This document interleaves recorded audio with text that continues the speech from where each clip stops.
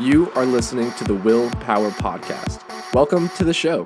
I am Will Holdren, and I talk with some of the most influential CEOs, entrepreneurial leaders, and thought leaders to reveal the secrets that have led to their success. I believe that with the right knowledge and mindset, you can do anything you say your mind to. So if you want to learn how to change your life for the better, if you want to learn how millionaires actually became wealthy, or if you want to develop and start your own business from the ground up with the right knowledge to help you, then you are in the right place because this is the Willpower Podcast.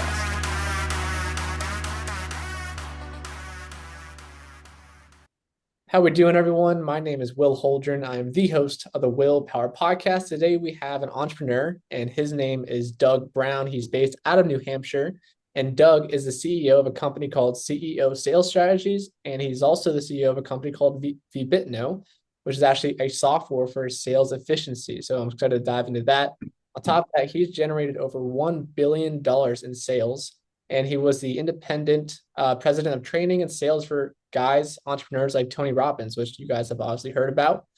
He's also helped thousands of small and medium-sized companies with client acquisition, as well as companies like Intuit and Procter & Gamble. So it's an absolute honor to have him on here today. So with that said, Doug, first and foremost, thank you so much for joining me. Hey, Will, thanks so much for having me here today. I'm so grateful to be here. Yeah, my pleasure.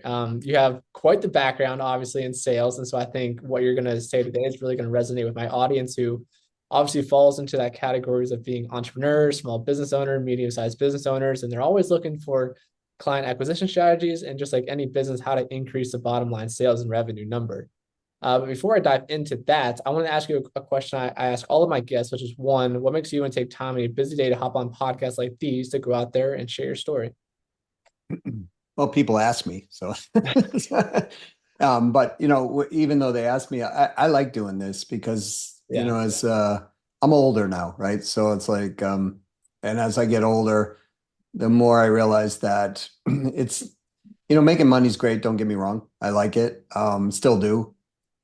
But eventually it becomes more of a legacy of what can you actually teach others so that they can leverage through life's experience through other people. I mean, we used to do it only through books, because that was all that was there. Yeah. But now we can go through, spoken word and far more. Books gave way to radio, gave way to TV. TV gives away to, internet, to podcasts, and so on and so on. So Yeah. this is my way of actually being able to give back. I love it. Transfer of technology has definitely changed the game, right? And so, Yeah. I mean, you also just brought up a really fascinating point right there. I think a lot of entrepreneurs starting out, the chase is really about the money, right? And making money. And that ultimately seems to be what is a driving force for a lot of them. And then, like you mentioned, as businesses progress, as you get better, you start making that kind of income. Your kind of mindset changed, or now your mission is really just leaving a positive legacy, right? And changing lives. So I'm curious, when did that transition really happen for you?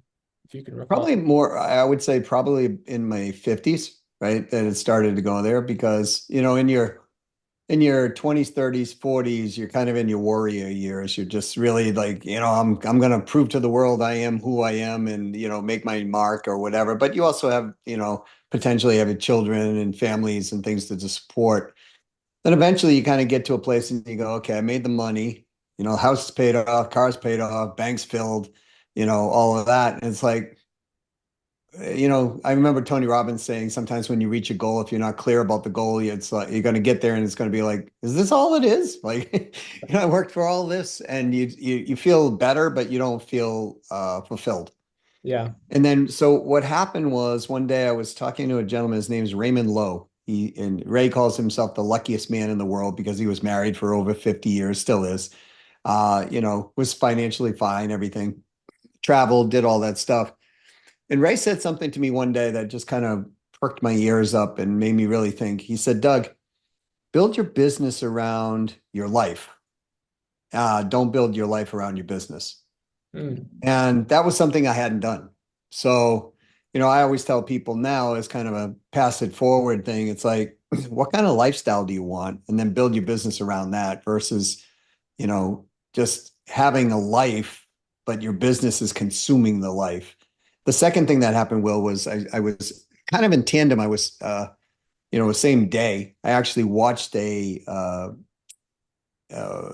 Dave Thomas from Wendy's. I watched an interview from Dave Thomas, and he said building Wendy's was the worst mistake of his life. Wow. And the interviewer said, well, "Why, Dave? You're Dave Thomas from Wendy's." And he's like, "Because I was never home. I never had a life. All I had was Wendy's. Now I'm older, got the money, got the boat, got this, got that, but you know, I missed all these things." So, Yeah. those of you who are building a business, I would highly recommend, or wherever you are in your life, take a look and say, okay, what kind of lifestyle do I want? And then, figure that out and then build the business around there. That's what I do today. Will, I don't generally chase the funds like I used to. Um, I'm just in a very different place, but I've learned that that's the right way to do it. Yeah, that's such a great mindset to have. And I love that you brought that up because you said the worrying years, right? Between 20s, 30s, and 40s. And, I'm obviously a part of that younger generation. And I've seen it around me too, where, kids come out of college, whether they do, they start entering the workforce and it's just head down to the grindstone, right? You start building out Yeah. this business because you think that's what it truly is about. And next thing you know, like 10 years have gone by. And like you said, you're still working in the business and it's just a constant grind. You don't really have like a family time. There's no real life outside of work. And it's definitely a delicate, balance to have, make sure you're building that the right way. Well, yeah. I mean, the thing is that we all think we have longevity. And that's part of what drives us like that because we're all like, oh, when I get into my, if you're in your 20s, it's like, well, if I work really hard, I can make it like, Mark Zuckerberg, right? I'll get there Right. and then all my problems will be settled and everything will be fine. And I'll have my life ahead of me. And it's like, what if you don't make it to 32? You Right. know what I mean? Yeah. Right. So, I've had friends that died just out of high school, in their early 20s. So it's one of those things that you might as well enjoy your life now because the reality is, and I know billionaires, I know, these people, they have money that they never even have to think about. And it's a great place to be. But some of them worked, 50 years to get to that place and they didn't enjoy their life and now they're enjoying their life through their ability to have the finance. But I also know people that have built, empires and died quickly, right? So they built the empire and then they're gone. So it really is an individual thing for most people. But we collectively tend to not because we're buying into what the media is telling us or the Yeah. generations before us have told us. And, you know, the interesting thing to me is when you look back, there's something I think it's called the 5 or 10 regrets of dying. You can look it up on the online. And they go in, this lady interviews people in hospice, Hmm. the end of their days, right, on this earth. And it's amazing they say the same things. Wish I had more time with friends. Wish I didn't work so hard. I wish I had the courage to speak up about the things I wanted to speak up about. Right. It was never anybody saying, I wish that I had, spent more time at this, laboring over my job type thing or over my business. It was all the connection points and self-fulfillment points that they would regret not have done doing when they had the time. And Yeah. now that they don't have the time, they regret, that fact. So to me, that speaks pretty loudly, about, Definitely. you read through historical times, they were always complaining or jabbering on about similar things that we do today as human beings. Maybe technology was different. They're like those damn chariots are running over the neighborhood streets or whatever. Right. But the reality is, it's not the problems haven't really changed. The technology's changed. People have always been this way, and if you look back through time, people will say the same things through time. So, to me, I'd rather embrace that earlier than later. Yeah. Focus on the important things, right? And to your point, I think social media is negatively impacting the mindset of a lot of people out there. It's causing them Yeah. to face things that are just, it's unfulfilling. I mean, even when you get them, down the road, I mean, it's, Well, yeah, and the thing about social media is, most of the people who are even influencers on social media, they're not really making a lot of money. I mean, they're making some. Some are making a lot of money, yeah. but the reality is that most of them are not. And Yep. so, yeah, they get to walk through the airport, and some people are like, "Oh, you're so amazing! I saw you on social media or whatever." But you know, I, Yeah. I don't know. It just depends on what you want as a lifestyle, right? I mean, there's a, the old adage is a million ways to make $1 million, right? Yep. Um, there's literally probably more than a million ways to make more than $1 million. Anything that you look at that in your room right now, someone's already made 1 million or maybe $1 billion off that, whether it's a pen or, a calculator or, Right. Zoom, like, what we're using here, right? Yeah. So there's a lot of ways to do it, and building a business is very similar. No matter what business you build, there are basic building principles to building business. As long as we focus on the money in and the money out equals something, you're usually going to be okay as long as you keep the money coming in more than the money's going out. Yeah. So if all that's the same, then what do you have? We have our lifestyle that we want to live and the quality of the life that we want to have. And the rest, quite frankly, we don't own anyways. Yeah. So, so whether you build a business on organically or whether you go out and because I used to do this all the time, I got to have 100% of the business, you know what I mean? Like I got to build it organically. Now it's like, I don't care if I got 20% because we build the company to $100 million and we sell the company for, 300 million. I'll take my 60 million and let everybody else have, the other, right? Yeah. So it's a different way of thinking as long as one looks at the quality of the life and the daily life, because those people who might be listening now, trust me, you don't even know if you have 2 hours from listening to this podcast. So you might want to just, um, think about it. And Will, I can tell you yesterday I was on a flight coming home from no, I'm sorry, the day before coming home from Las Vegas, Mhm. and we were sitting on the tarmac. It was super hot. It was like 106 degrees or something in Vegas. And the captain comes on and he says, "Hey guys, I'm sorry, we're going to be delayed here. We have super hot heat and we're too heavy and we have tailwinds. So they got to pump the fuel out of the airplane because it's not very safe to take off like this with these tailwinds." And I swear about a third of the plane was like losing their mind. How dare you hold us up? And I'm sitting there like, okay, if we take off with these tailwinds the way they are, he's basically saying we could crash. Right. Right.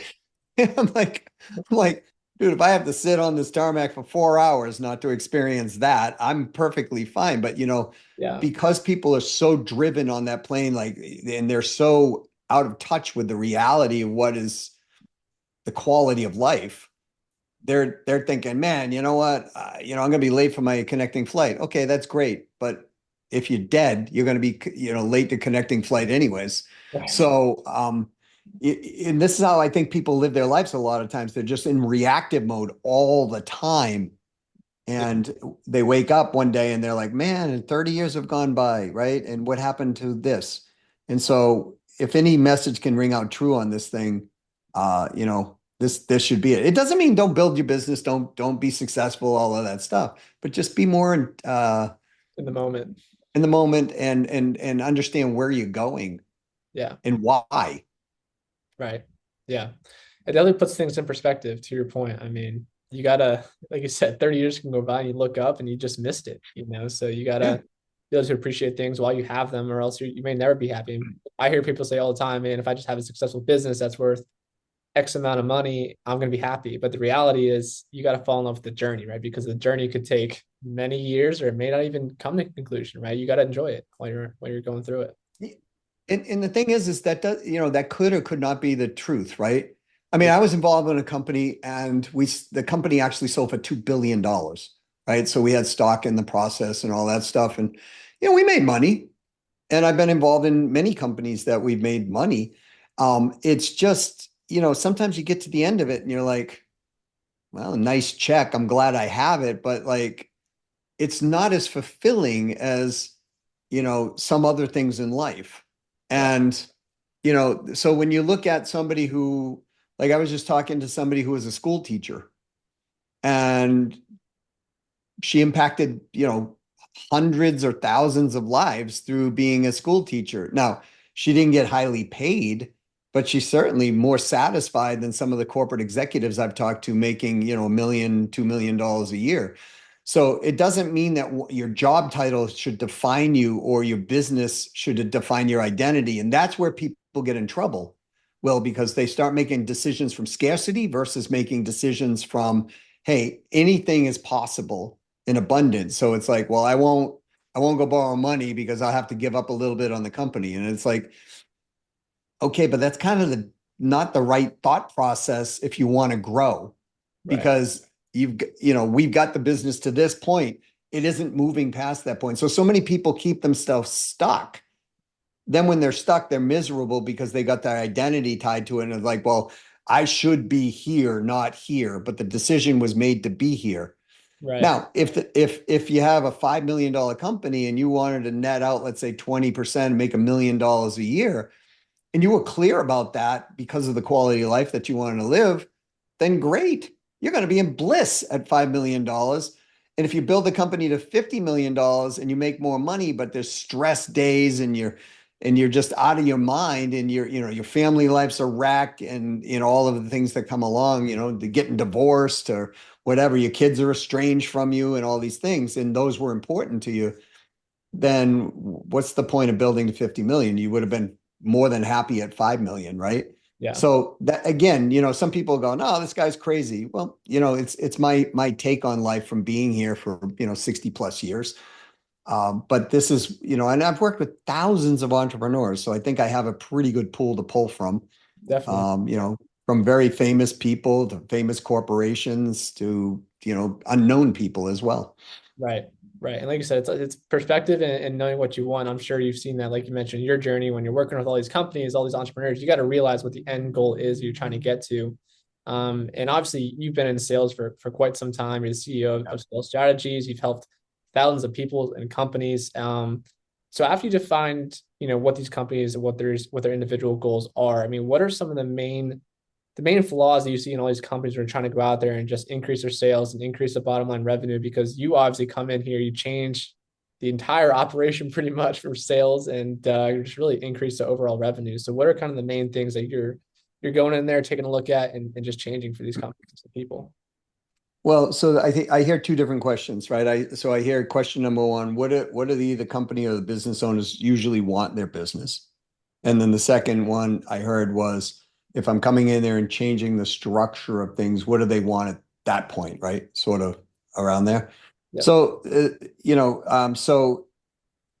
look, most CEOs or business owners you'll talk to will say, I want my business to grow. CEOs in particular, because they're part of a company. Now, if they don't own the company, that's their job. Grow the company, right? Grow the revenue, grow the company. So Yep. that's generally what they'll say. Many business owners also will say, I want to grow, but I want to grow with sanity.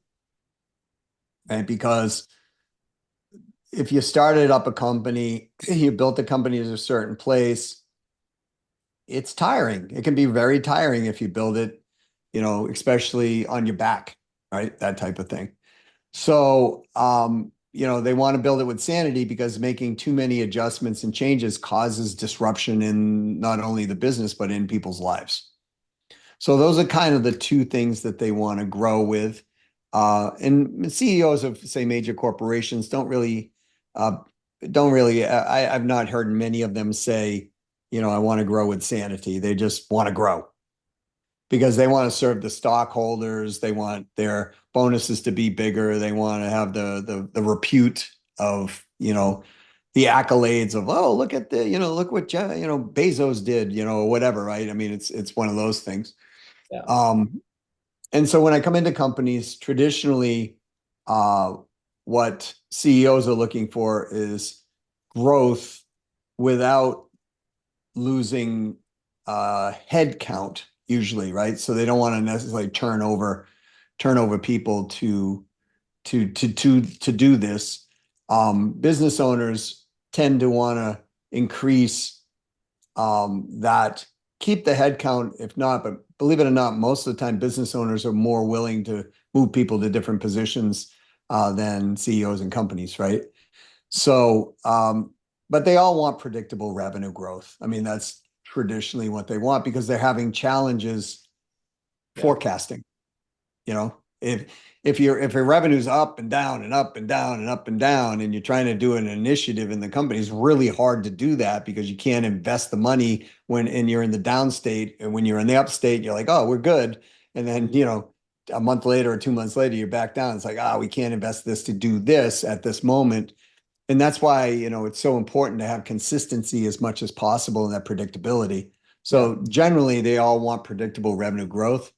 And that's, we do sales optimization and predictable revenue growth. So it's usually a good fit. Yeah. Yeah, no, 100%. And to your point, they want to increase EBITDA, right? At the end of the day, and then that increases the multiplier, which increases the company's valuation, which ultimately makes stockholders happier. Yeah. Yeah. And And it depends, Will, on the mission too. Some people just want to increase top line revenue because they want a position to sell. yeah, Do you know what I'm saying? So, yeah, so there's all different things, but for the most part, you're spot on what they want to do.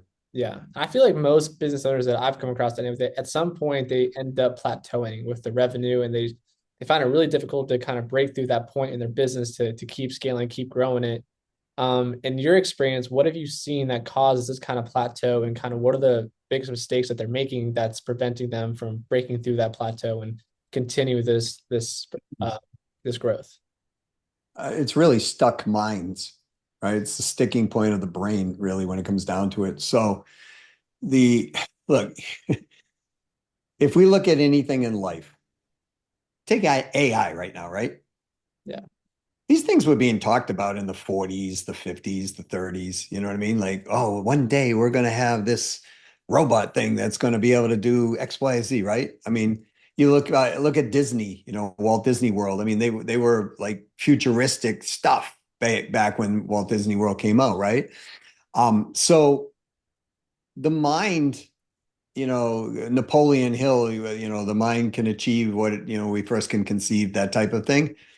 And usually people get stuck at plateaus because their mind is stuck and they're not now in this place where they're opened up to be able to be abundant.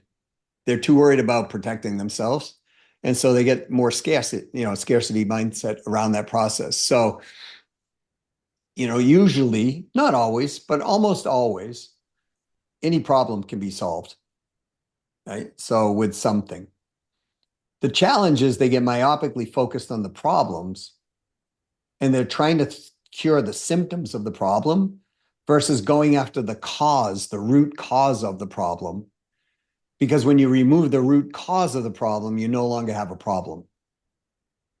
yeah, So analogous to you go to the doctor gives you, it says, oh, you got these symptoms, gives you a medication.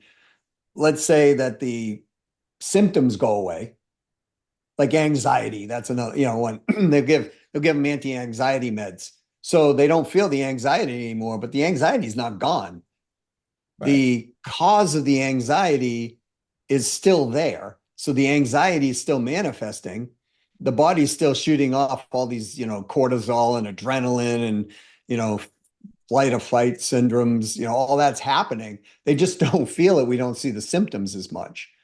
Yeah, But now if we remove the cause of that issue that's causing the anxiety, you no longer need the medication, right?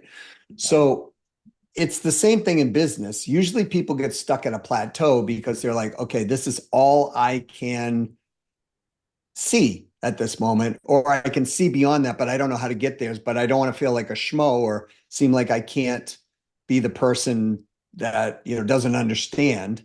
So my reputation drops. They get their identity tied to that process versus, hey, we want to grow.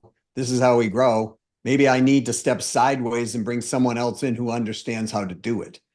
And yeah, then, I mean, if you look at the greatest people who've done that thing, like, look at Google, right? I mean, Sergio and Brin, they brought in a CEO. When they got to a certain place, they're like, man, we can't handle this anymore, right? And they brought in a CEO, understood how to scale that, and they stepped into other roles. That's what we got to do sometimes, or bring in professionals who understand that discipline of what we want to do. And that otherwise, what happens is we will just get stuck. I see that over and over and over the years, and it doesn't matter what size business. It's just a human thing. Right.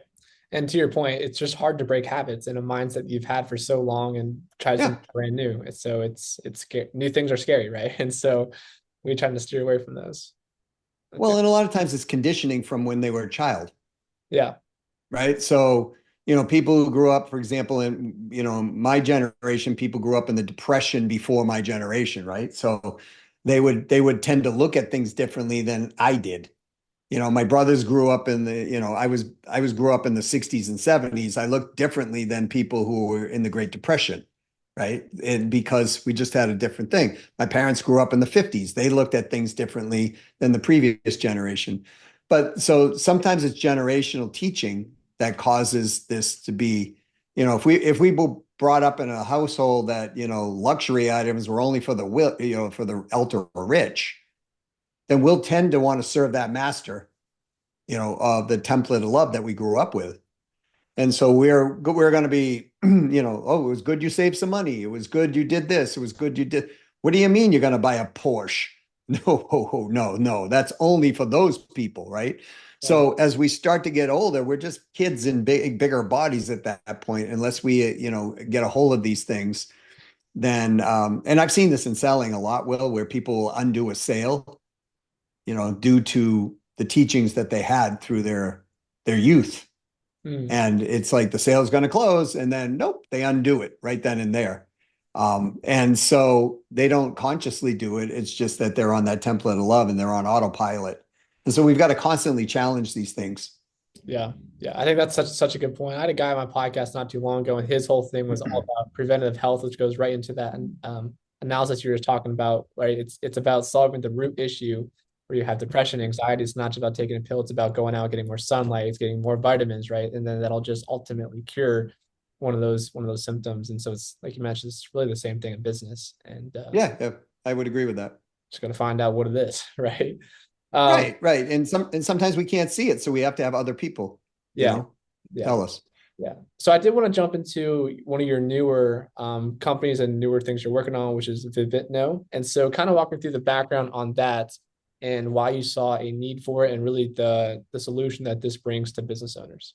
Well, the origination was we got to solve a follow-up problem. That was the origination of the thing. And this started years ago when I was working as a corporate rep, and I went on vacation, took my daughters on vacation with me, and we had a great time. But one of them, got a cold and then was a little not feeling well. We brought him to the hospital, and they couldn't fly back because they had an ear infection. Hmm. So I had to wait for 3 days to get back. And at the company, everybody was like, don't worry about it. We'll cover your calls. We'll cover your email. We'll cover your snail mail, all that stuff. Because back then we used to use letters. Yeah. And so I got back 4 days later, and frankly, my email was jammed full. My voicemail was full, and my snail mail was completely full, right? The boxes. Hmm. And the people that told the people to cover my stuff didn't do it. And so as I'm listening to voicemail messages, I'm like, hey, beep, hey, Doug, come on over. I'm ready to buy. This is Margot. Okay, that's a good one. Right. But I had one, Jerry, and it's like, Doug, I'm ready to buy, and beep. Right. And then the next one's like, Doug, where the heck are you? I'm ready to go here. Beep. Then the next one is like, Doug, hey, my CEO is pressuring me. It's been a couple of days. I haven't heard back from you. And so I picked up the phone and I called Jerry and I said, Jerry, what's up? And he goes, listen, um, I have, I said, Jerry, I know you got to buy. I'll be right over. He goes, Doug, you don't understand. I had to sign an agreement. So I signed with your top competitor. Oh, Now I geez. had been working on this thing for 2.5 months with Jerry. And so I'm like, Jerry, when did the light chip get into the deal? He goes, they cold called me a couple days ago, but I hadn't heard from you. And the CEO said, get it done. So I had to do the deal. And long story short, it was a $125,000 sale. It cost me $25,000 in commission. Now, back then, 25,000 today would be more like $45,000 in commission. Wow. So I was like, never again. Right. And at the same time, I was thinking that a friend of mine called me on my cell phone. He was a top rep with another company, and he was having the same thing, not the vacation, but he just wasn't able to keep up. So we were like, we got to solve this follow-up problem. So that's what we built Vibitno on, was the core of personalized, meaningful, relevant, and automated follow-up. So you never drop the ball again. Mm, And so how do we make that personalized? Like, how do I find out things about Will and make it personal? So Will, he thinks, hey, this is cool. This guy really, is thinking about me as a person, not just a business transactional, right? How do we make it relevant? So it's like the information being exchanged is something you actually find appropriate for the moment, right? right. And how do we make it meaningful? Like, it's got to have some meaning to you in the concept, right? And how do we do that automated? That's what we built in Vibitno. Then what we said is, well, people probably want a CRM, so we threw a tech-friendly CRM on the process of that. Since then, it's been growing out to other aspects, like, we've added AI into the system, and we've used workflow AI technology to speed things up and make things easier. So the whole concept was originally around follow-up, but it's kind of expanded now into a multi-purpose tool for people to use. Yeah, that's awesome. Yeah, my next question would be asked if it had a CRM into it, but you just answered that. So I can see how that could be so beneficial for a lot of business owners, like you mentioned, that following up is not an easy thing to stay on top of. And this could be a really good Uh, solution for that. So I mean, we measured it over the years, Will. It's a 5 to 20% bump in revenue, depending on how good or how bad you are at doing it right now, if you just follow it up with everybody and everything. mm, that's enough to get a lot of people to say yes to implementing that system for sure. Before we're on time, I just got a couple more questions for you. Looking ahead, obviously you've done so much with CEO sales strategies, Vibitno. I mean, what are your goals going forward? What does that look like for you? Was there a retirement around the corner, or what does that look like? No, there's no retirement for me. So Yeah, the quality of my life is one that I never want to retire, it's awesome. right? It's I used to have a mentor, Richard Minervino, and he's passed on now, but he was the same way. Yeah, I remember him. I'd go visit him when I was, he just like take an hour or two and we'd sit and talk business and life, right? And he said to me, Doug, one day you're going to come here and find me deceased in this chair. He's like, I'm the first in the morning. I'm the last to leave the company at night. And he was doing okay. He was worth like $350 million on paper, that type of thing. Jeez. Um, so he imparted a lot of lessons upon life. And I decided, earlier on in my life, it's like, I don't want to retire, because the average human being, especially a male, when they retire, they die early, Mm, yeah. right? My grandfather taught me that. He's like, always have something to do, because he used to, even in his 90s, he was in his workshop, wood workshop, making like little windmills and things, and he'd stick them out on the lawn and he'd sell them. Because we all need some type of worth, right? We need that type of thing. And it's just documented through time that when you have that, you live longer and you usually are happier. So for me, it's never going to end. I'm going to be teaching people through every technology shift that happens, and so the never retirement. But what I do want to do is be able to, I would say, just work maybe 15 hours a week or something like that, 20 hours a week. And I want to spend more time uh, dedicating to helping, say, single moms or kids, or, young entrepreneurs who are just coming up in the process. Because, the thing is, my mom used to say this, Will, and I never understood until I got older. So she used to always say this when I was younger. It's too bad that the wisdom is wasted on the aged, and that energy is wasted on the youth.